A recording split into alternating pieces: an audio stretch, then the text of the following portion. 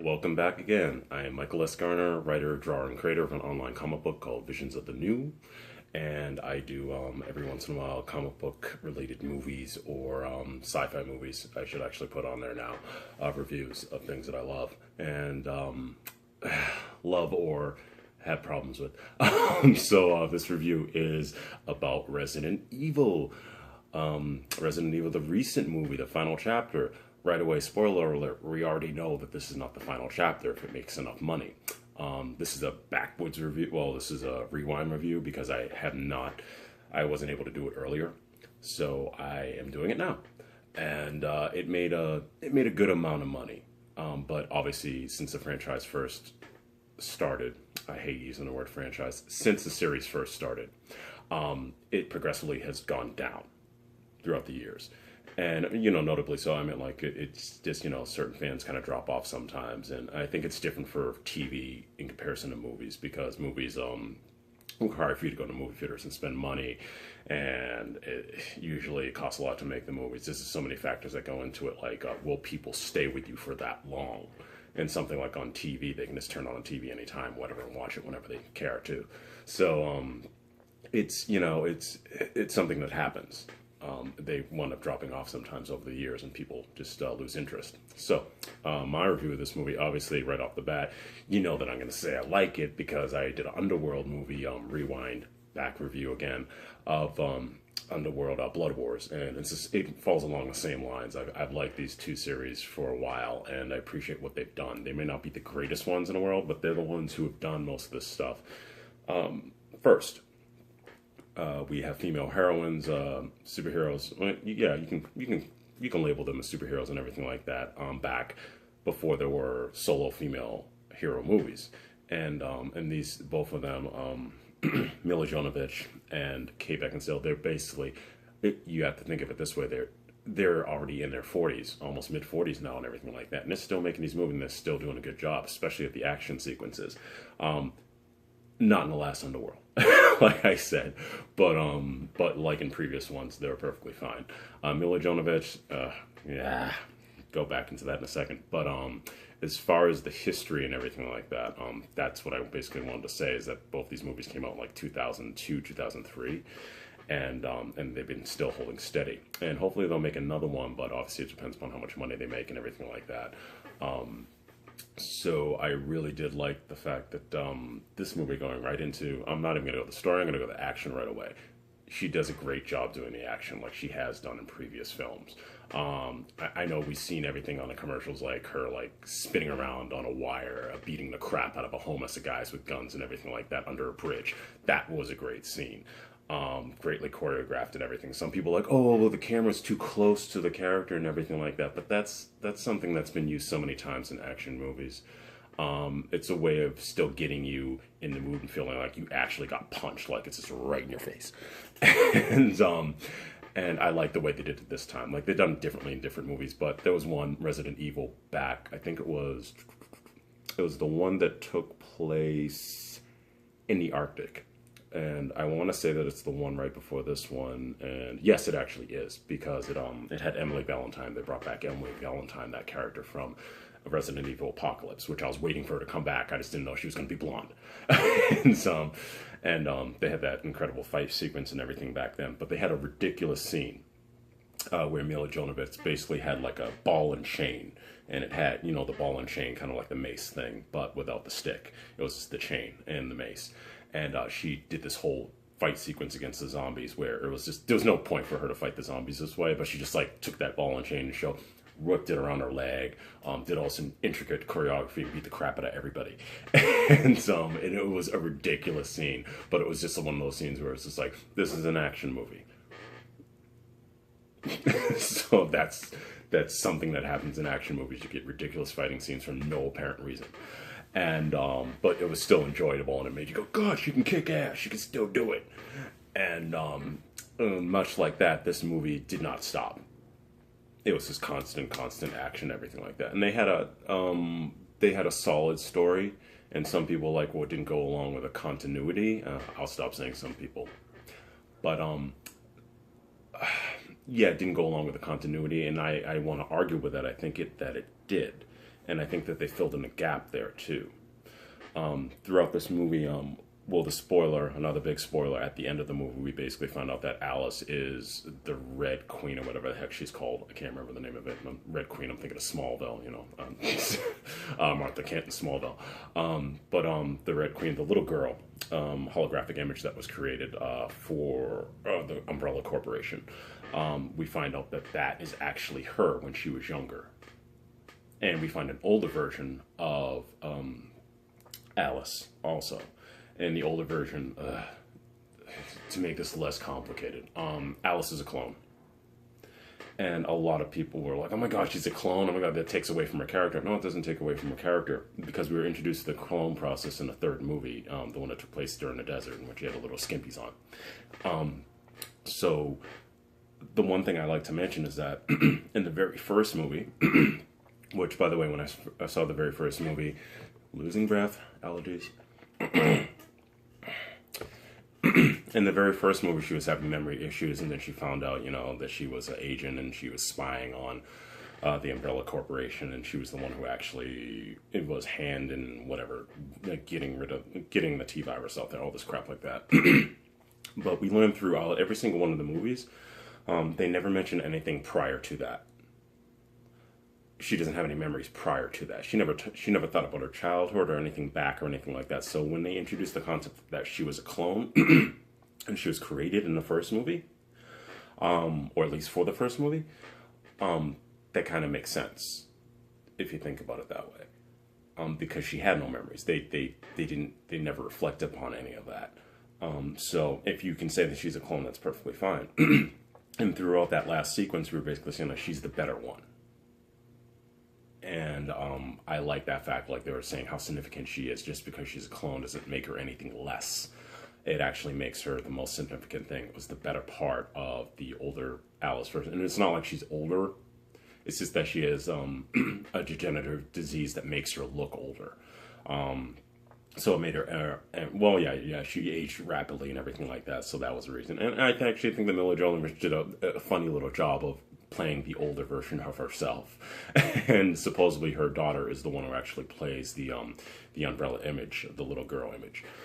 So, you know, they brought it full circle and everything like that. Some people complain about that first action sequence with the dragon, and I just want to mention that. I'm going to call it a dragon, that thing that was a mutation of the T-virus and everything like that.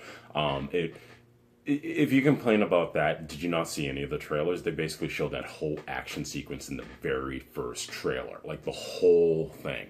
So if you're going, oh, wow, those are bad special effects, you saw it on a damn trailer. So you knew it was coming.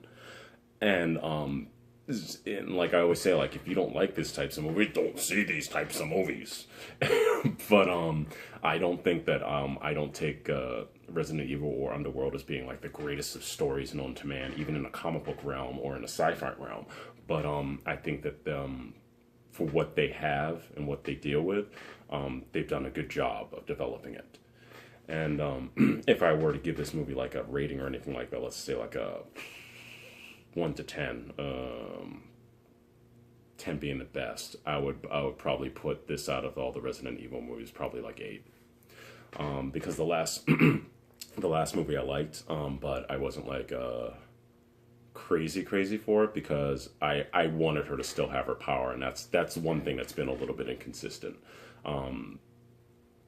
They took away her power in one movie with that guy who basically the Matrix with the blonde hair, and we can actually say that, and I'll say that, and that's perfectly fine. He is the Matrix with the blonde hair. He's Neo. The villain, he took away Alice's power in the previous movie with the syringe or whatever. Knocked something in and it got rid of the T-virus power, and she didn't have any more power. But yet she was kicking ass like she had power in that whole movie. like constantly, to the point where you forgot about it. It's like the things that she was doing was superhuman. And that's a little bit of an inconsistency, because I'm a big person about power levels and trying to make them make sense. And when you do something like that, like you have to consider different things. Like there's adrenaline, there's all these different things. So I always consider those things with power, especially like when I write my characters. Like you just have to consider those things, things, anatomy and everything like that would happen with a character. Just because you say that a character's at a power level of 7 doesn't mean that they can't hit an 8 or a 9. just because adrenaline could be factored in there. Like I said, there's different factors. But what she was doing, clearly, she should have had superpowers, but they said that she didn't. And in this movie, I was actually a little bit confused because I'm like, wait, does she have her superpowers back? Because in the last movie, he gave her back her powers. But then I swear in the beginning of this movie, they said that, oh, Alice, you do not have your powers from the little red queen thing. She said that to her. And I'm like, okay, she doesn't have her powers back? Or does she? Because you just said that she did. And I just saw her do a whole mess of things once again that should have basically been an indication that she's got her powers. She's enhanced. She's basically Buffy in a Resident Evil world. I always refer to Buffy because that's basically what it is. But blonde girl running around kicking ass. But other than that, yeah, I had no problems with the stories. I thought it was, there was that cool sequence where, people made fun of a little bit, where they actually showed her going up against, I can't remember the enemy, the main villain's name. He was in the previous films all the way back to Apocalypse. But when she was debating in her head if she could take him out when they're in a talk sequence and everything like that, she saw like some pens on, there was a desk in between them. She saw some pens and she kept thinking in her head, she kept actually imagining the whole sequence and anticipating what she could do to actually get to him and kill him. And she's like, oh, I could take the pen, stab him in the neck, or I could take this and rip off his head and blah, blah, blah, blah, blah. And then he would tell her, he's like, don't even try that because I'll get there before you. And he was doing the exact same thing on the opposite end. That's just a very, very, very video game thing. And I think that people should appreciate that, especially people who go off on the video game thing. Like, oh, it's not like a video game. It is a video game. And they're making that abundantly clear that this is a video game. That's something you would do in a video game. You would pick the sequence of events which you want to happen, and then you would pick that sequence to see what the follow-up will see what the end result will be. You have the choice. And that's basically, I think that they were going back and they were just showing you that, like, yeah, this is a video game. We're just going to bring it back. And noting again, a lot of people say, it doesn't follow the video game, and why did they, they concentrated on Alice and everything, because Alice worked. I mean, when I was watching the first Resident Evil movie and it was basically on TV, it happened to come on TV one night, I didn't take it seriously when I took the trailers for it and it was going to be in movie theaters, because I'm like, oh, another video game movie, this is going to suck.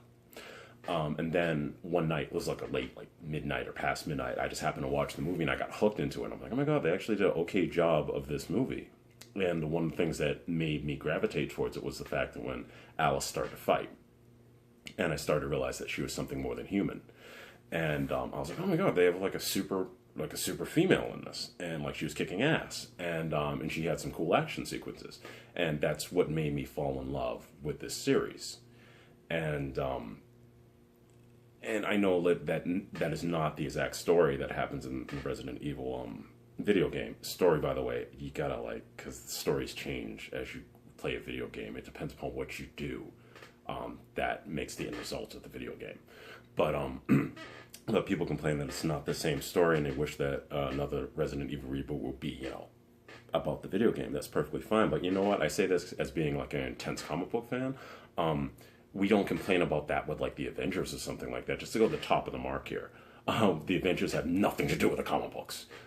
Any of the movies. With the exception that Loki, caused everything that happened in the Avengers movie. But even the only thing they took from the Ultimates comic book, and they took a lot actually, now that I think about it, was every single costume for the Avengers was basically from the Ultimates comic book. And people don't even reference that. The Ultimates was the thing that brought the Avengers back into the fold. So I think that's kind of funny. People don't give that any type of attention. It's like the Ultimates comic books was a very popular comic book that brought the Avengers into the real world and made them more realistic and made them more gritty. And they used a lot of that for the Avengers movie, but they didn't use the gritty part. They just kind of used the visuals. With the exception of Thor, with his costume, the only thing that they did was they put the damn cape back on him. When in the Ultimates comic book, he did not have a cape at all because they thought it would look hokey and stupid for that world. Which I agree. At the time, it was like, no, you shouldn't put a cape in it. It's going to look weird. And that's the reason why we had Smallville with no costume. So yeah. So that's my thing. Resident Evil, like I said, I'll give it an 8. I'm still happy. I still enjoy these movies when I watch them. It's nice action just to go off on, and the continuity is fine. Like I said, I think I made my point about it actually kind of made sense. So that is my review of Resident Evil, the final chapter, which is not the final chapter, and hopefully it will come back like Underworld, like I said. So I hope you guys have a great day. If you like my videos, go down and subscribe to the videos, and things are going to be changing pretty soon because I'm going to be the Visions of the new comic book is offline right now. I'm having a little bit of issue with the website, but I'm going to re-put it back on, and like I said, I do everything, so it takes a little while. But Visions of the New will be ending, and I'll be putting it as a open free comic book on my website and everything like that. And I'm going into a new comic book called The Alignment, and The Alignment is basically these characters right here. If you can kind of see them, yeah. Those characters will be introduced in their own book, that's my true love, and Jacob Knight is a part of that.